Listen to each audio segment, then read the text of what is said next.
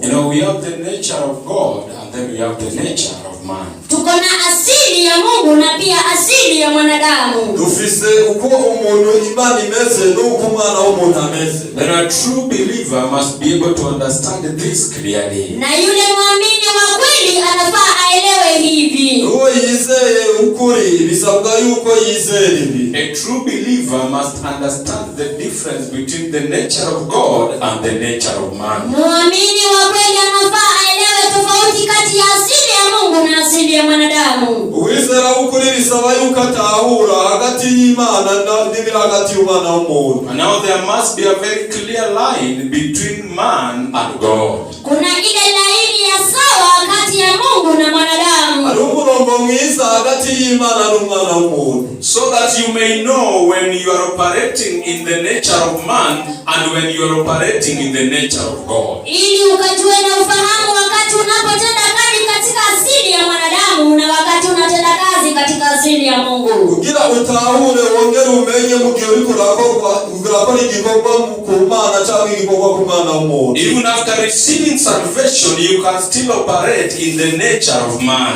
Hata baada ya wewe kuokoka unaweza kufanya kazi ama kutenda kazi katika asili ya mwanadamu. Na wewe nyuma yo gukizwa urashobora gukora igikorwa cy'Imana cyangwa gukora igikorwa mu gihe cy'umwana w'umuntu. And now when you are saved and you are operating in the nature of man, we call you a carnal man. Na wakati umeokoka na unatenda kazi katika ule asili ya mwanadamu, tunakuita mtu wa mwilini. Mu gihe wakijijwe wahamagawe mu gikorwa cy'umwana w'umuntu tuguhamagara nk'umuntu w'umubiri. And now when you are saved and you are operating in the nature of God, we call you a spiritual man. Na wakati umeokolewa na unatenda kazi katika asili ya Mungu, tunakuita mtu wa rohoni. Mu gihe ukora igikorwa wahamagawe n'Imana ugakora igikorwa cy'Imana tuguhamagara umuntu. And now in the church we can have a carnal man and a spiritual man. Na sasa hapa kanisani tunaweza kuwa na mtu wa mwilini na mtu wa rohoni.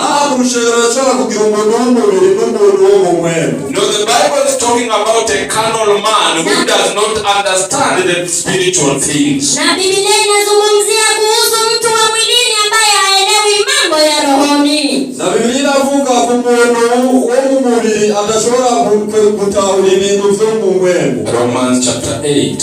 Warumi 8. Abaroma 8. Romans chapter 8. Warumi 8. Abaroma 8. Verse 5. Mstari wa 5. Murongo wa 5.